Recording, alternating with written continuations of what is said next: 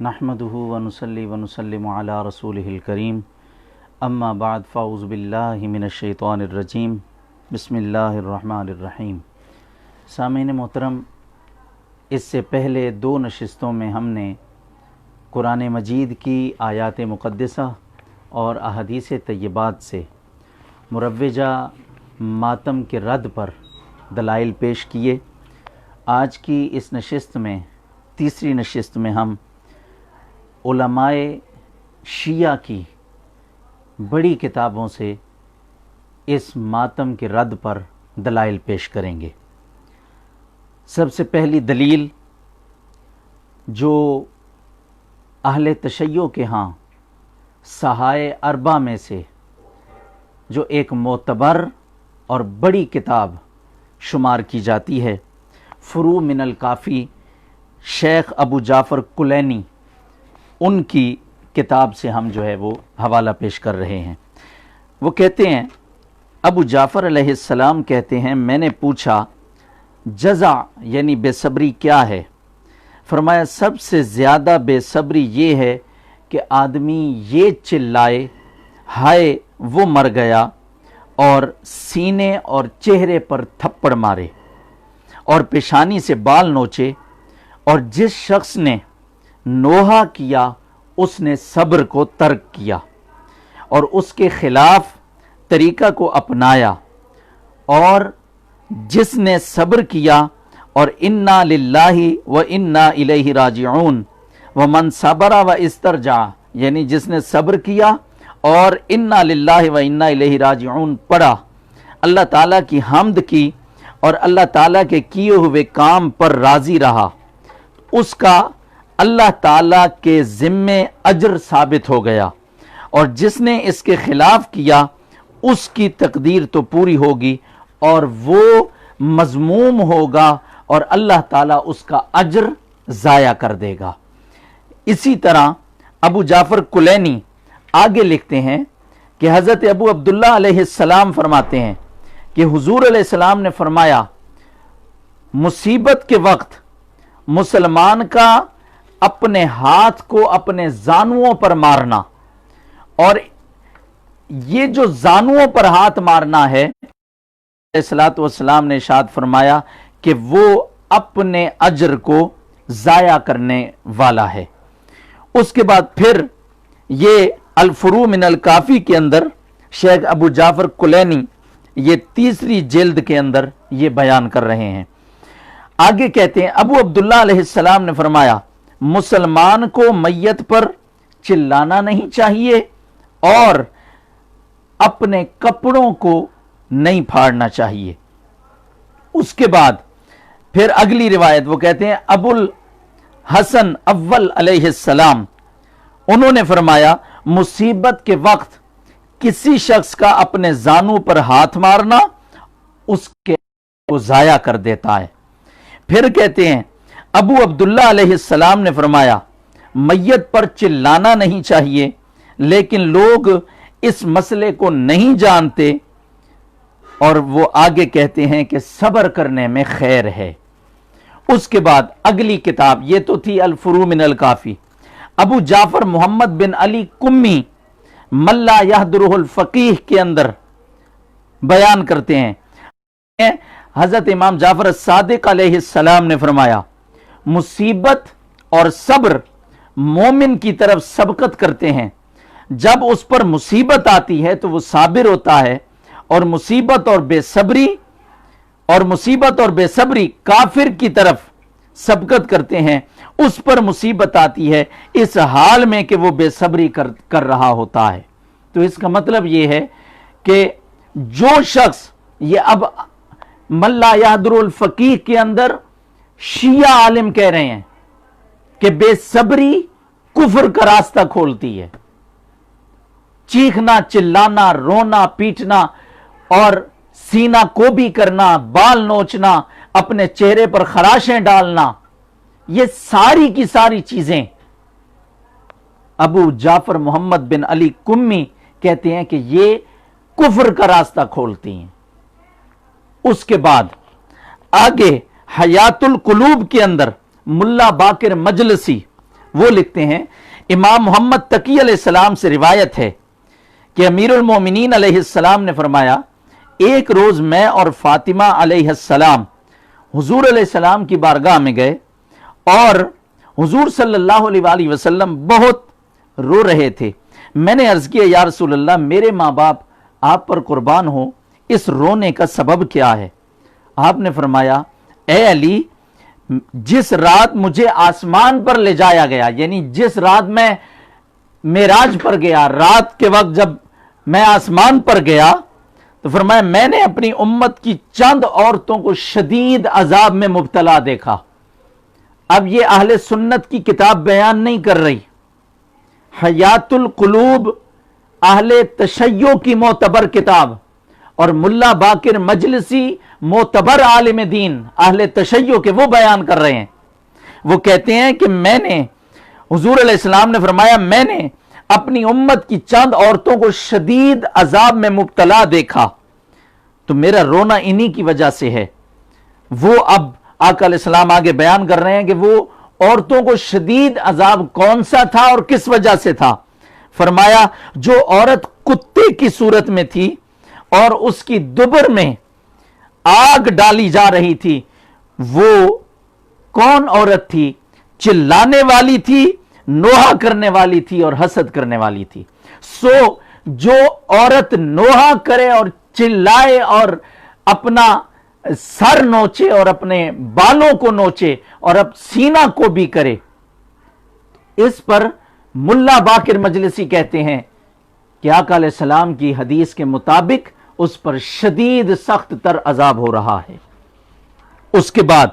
پھر آگے یہی ملا باقر مجلسی لکھتے ہیں اکرمہ بن ابو جہل کی زوجہ ام حکیم بنت حارث بن حشام نے پوچھا یا رسول اللہ وہ کون سی نیکی ہے جس کے متعلق اللہ تعالیٰ نے یہ کہا ہے کہ ہم اس میں آپ کی نافرمانی نہ کریں؟ تو حضرت نے فرمایا مصیبت میں اپنے چہرے پر تمانچے نہ مارو, چہرے کو نہ چھیلو, اپنے بال نہ نوچو, اپنے گریبان کو چاک نہ کرو, اپنے کپڑوں کو سیاہ نہ کرو, واویلا نہ کرو. پس ان شرطوں پر آپ نے عورتوں سے بیعت لی. تو میں نے یہ پچھلی نشست میں بھی بیان کیا تھا کہ بیعت کا اول مقصد رد شرک اور بیعت کا دوسرا مقصد یہ وہ تمام چیزیں ہیں جو بیان کی جا رہی ہیں, ان کا نہ کرنا ہے, تب جا کر آقا علیہ السلام کی بارگاہ میں بیعت بھی قبول ہوتی ہے. اس کے بعد ملا باقر مجلسی آگے لکھتے ہیں, وہ کہتے ہیں فرات بن ابراہیم نے سند معتبر کے ساتھ حضرت جابر بن انصاری رضی اللہ تعالیٰ عنہ سے روایت کیا. یہ اصل میں یہ کتاب جو ہے نا حیات القلوب یہ فارسی کے اندر ہے, میں اس کا ترجمہ کر کے بتا رہا ہوں. حضرت جابر انصاری سے روایت کیا کہ حضور علیہ السلام نے اپنے آخری مرض میں حضرت فاطمہ علیہ السلام سے چند نصیحت کے کلمات کے بعد فرمایا فاطمہ جان لو پیغمبر کے لیے گریبان پھاڑنا نہیں چاہیے, چہرہ نہیں چھیلنا چاہیے اور واویلا نہیں کرنا چاہیے, لیکن وہ کہو جو تمہارے والد نے اپنے بیٹے اپنے فرزند ابراہیم کی وفات کے موقع پر کہا تھا کہ آنکھیں رو رہی ہیں اور دل میں درد ہے. بس اتنے الفاظ تاجدار کائنات صلی اللہ علیہ وآلہ وسلم نے اپنے فرزند ارجمند کے وصال پر آپ صلی اللہ علیہ وآلہ وسلم نے یہ الفاظ بیان فرمائے اور اپنی لخت جگر سیدہ کائنات کو بھی ان الفاظ کی تلقین فرما رہے ہیں. اس کے آگے پھر وہ کہتے ہیں کہ حضور علیہ السلام نے حضرت فاطمہ علیہ السلام سے فرمایا اے فاطمہ جب میں وفات پا جاؤں تو میرے لیے اپنے چہرے کو نہ چھیلنا, اپنے بالوں کو نہ بکھیرنا اور واویلا نہ کرنا اور نوحہ کرنے والوں کو نہ بلانا. اس کا مطلب یہ ہے کہ یہ اس قدر دین کے اندر گھٹیا چیز ہے, نوحہ کرنا ماتم کرنا, یہ اس قدر دین کے اندر گھٹیا اور اتنی رذیل شے ہے کہ تاجدار کائنات صلی اللہ علیہ وآلہ وسلم اپنی ظاہری وصال کے وقت بھی اپنی بیٹی کو بار بار جس کی تلقین کر رہے ہیں وہ یہی تلقین کر رہے ہیں کہ تم میرے پر واویلا نہ کرنا اور اپنے بالوں کو مت نوچنا. اس کے بعد ملا باقر مجلسی لکھتے ہیں کہ حضرت امام حسین رضی اللہ تعالیٰ عنہ نے اہل بیت کو جو صبر و ضبط کی وصیت کی، اس کے بیان میں ملا باقر مجلسی لکھتے ہیں جب مخالفین کے لشکر میں شور بلند ہوا، وہ آگے پھر میدان کربلا کا نقشہ بیان کر رہے ہیں، تو جناب امام حسین کی بہن زینب حضرت امام حسین کے پاس آئیں، دیکھا کہ امام حسین سوئے ہوئے ہیں، کہا اے بھائی کیا ظالموں کا یہ شور آپ نہیں سن رہے؟ حضرت نے سر اٹھا کر فرمایا اے بہن، میں نے ابھی خواب میں اپنے نانا تاجدار کائنات صلی اللہ علیہ وآلہ وسلم، اپنے والد مولا علی المرتضی اور اپنی والدہ سیدہ کائنات کو اور اپنے بھائی امام حسن مجتبی رضی اللہ تعالی عنہم کو دیکھا، وہ سب میرے پاس آئے اور کہا اے حسین تم بہت جلد ہمارے پاس آنے والے ہو۔ جب حضرت زینب نے یہ خبر وحشت اثر سنی، یہ خبر وحشت اثر سنی، تو انہوں نے اپنے منہ پر تمانچے مارے۔ اب سنیے گا، اور بلند آواز سے واویلا شروع کر دیا۔ جب ملا باقر مجلسی لکھ رہے ہیں کہ جب امام علی مقام نے یہ چیز دیکھی تو آپ نے فرمایا اے میری بہن، ویل اور عذاب تم پر نہیں ہے بلکہ تمہارے دشمنوں پر ہے، تم صبر کرو اس قدر، اور اس قدر جلد ہمارے دشمنوں کو ہم پر خوش نہ کرو۔ تو امام علی مقام علیہ السلام وہ اپنی بہن، اپنی ہمشیرہ، وہ بھی سیدہ کائنات ہیں،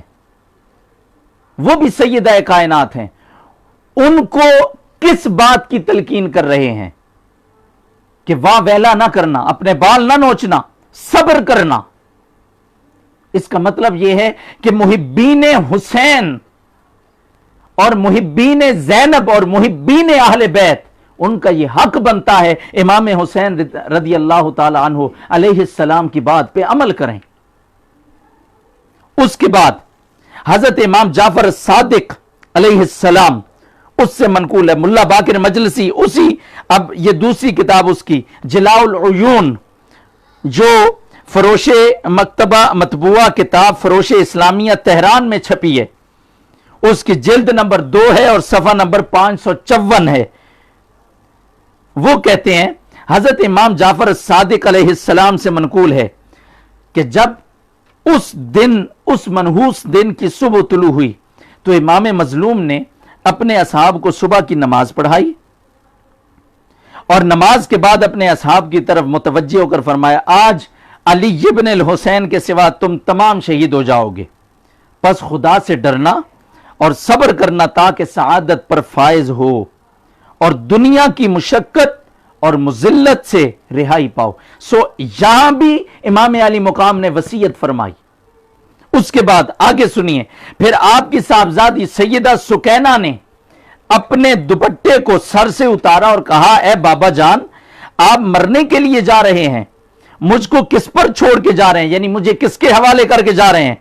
امام مظلوم روئے اور فرمایا اے نور چشم، جس کا مددگار نہیں ہوتا وہ بالیقین اپنے لیے موت سمجھ لیتا ہے۔ اے بیٹی، ہر شخص کا خدا مددگار ہوتا ہے، دنیا اور آخرت میں اللہ تعالیٰ کی رحمت تم سے جدا نہیں ہوگی۔ اللہ کی تقدیر پر راضی رہنا، صبر کو اختیار کرنا، ان قریب دنیا فانی ختم ہو جائے گی اور آخرت کی ابدی نعمتوں کو زوال نہیں ہوگا۔ اس کے بعد پھر ملا باقر مجلسی پھر کہتے ہیں، پھر دوسری بار اہل بیت رسالت اور خاندان اہل طہارت کو آپ نے الوداع کہا اور ان کو صبر اور ضبط کا حکم دیا، اور اللہ تعالیٰ کے غیر متناہی اجر و ثواب کے ساتھ تسلی دی اور فرمایا کہ اپنے سر پر چادر رکھو۔ یہ امام حسین علیہ السلام بیان کر رہے ہیں۔ امام حسین علیہ السلام اپنے گھر والوں کو اس بات کی طرف متوجہ کر رہے ہیں، بار بار تلقین کر رہے ہیں، صبر کرو، چہرہ نہ پیٹنا، اپنے سر کے بالوں کو نہ نوچنا، اپنا سینہ مت پیٹنا، اپنے سر پہ چادر رکھو اور رنج و مصیبت کے لشکر کے لیے تیار ہو جاؤ، اور جان لو کہ اللہ تعالیٰ تمہارا حامی اور حافظ ہے، وہ تم کو دشمنوں کے شر سے نجات دے گا اور تمہاری آخرت اچھی کرے گا، اور تمہارے دشمنوں کو مختلف بلاؤں میں مبتلا کرے گا اور تم کو دنیا کی ان مصیبتوں اور بلاؤں کے عوض آخرت میں عزت اور اجر سے نوازے گا۔ اگلے الفاظ سنیے، امام علی مقام نے جب تلوار ہاتھ میں لے لی، گھوڑے پر سوار ہونے کے لیے میدان کارزار میں اتر کر یزیدیوں کو فنار کرنے کے لیے تیاری پکڑ لی، اور اب انہیں پتا تھا کہ یہ میرے خون کے پیاسے، یہ یزیدی، یہ لعنتی، یہ کافر اب میرے خون کے پیاسے مجھے نہیں چھوڑیں گے، اور آخری کلمات میں ادا کر رہا ہوں، آخری وصیت دے رہا ہوں۔ امام حسین سے بڑھ کے کون جانتا ہے کہ اس وقت امام علی مقام ان کلمات کو اپنے آخری کلمات نہ سمجھ رہے ہوں۔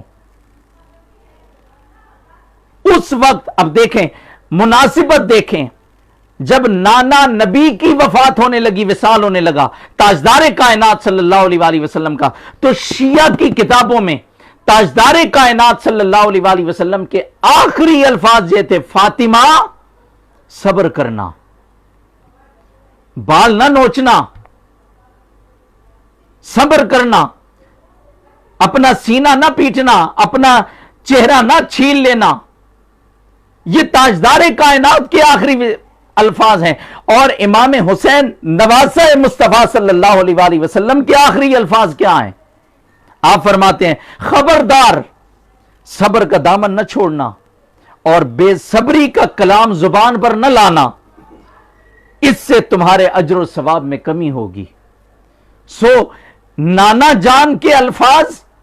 اور نواسہ جان کے الفاظ دونوں کے اندر کتنی مطابقت اور کتنی مناسبت ہے، کیا نسبت ہے۔ اسی نانا جان کا دین بچا رہے تھے اور اسی نانا جان کی